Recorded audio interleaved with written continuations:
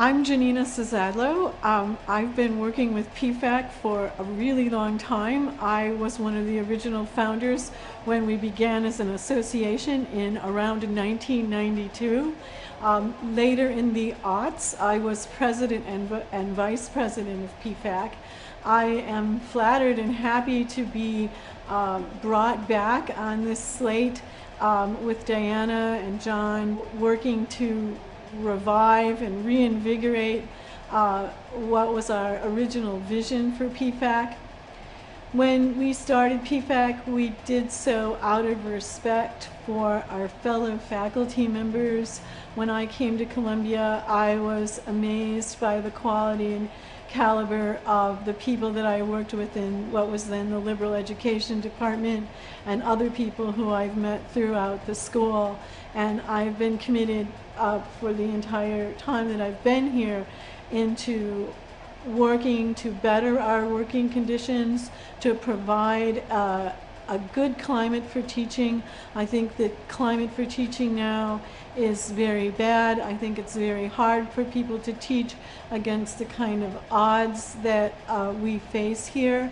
And I am committed and happy about working with this new group on challenging the administration, on working with grievances. I think Diana and Dale have shown an incredible intelligence and commitment in reframing the way the union works, the way they are reaching out to the grassroots, to the membership, and trying to get people activated.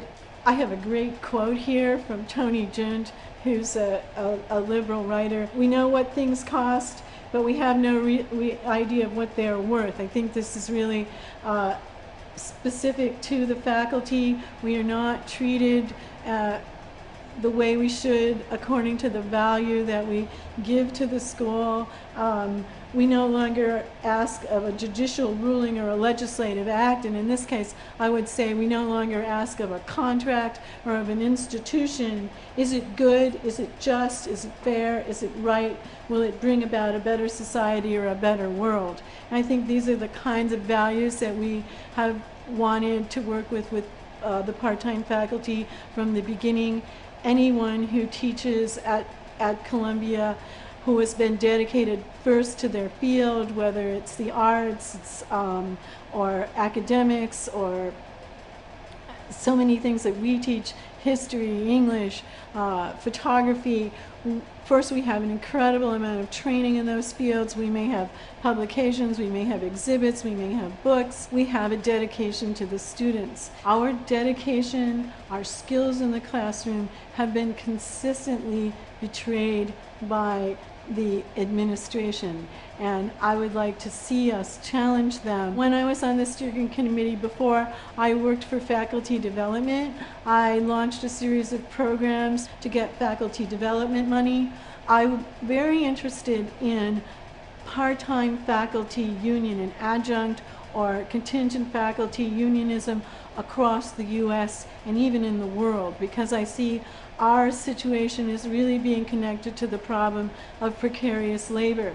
There are organizations out there, COCAL, Faculty Majority, which is a national organization of faculty members. There's AAUP. There's a lot of people, even in the Chicago area with the IEA, has a higher education group where we can exchange ideas and we can bring those ideas to our faculty so that we're not working in a kind of isolated condition, feeling as if the challenges and the failures and the frustrations are individual problems. They're not individual problems. It's really about that old-fashioned term solidarity and the new term that we're using for our slate, which is standing together.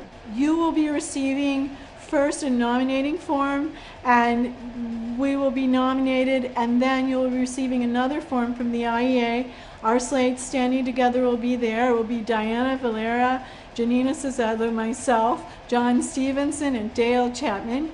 And you'll vote for us, and then we will be what's called at-large members, and then we'll have a meeting of all the representatives, and we'll come together and we will choose what actual positions we'll fill. So whether we'll be president or vice president, a membership chair or other steering committee offices. And then we also have an outstanding person who wants to be our publicity chair. We have an incredible, dynamic, committed slate.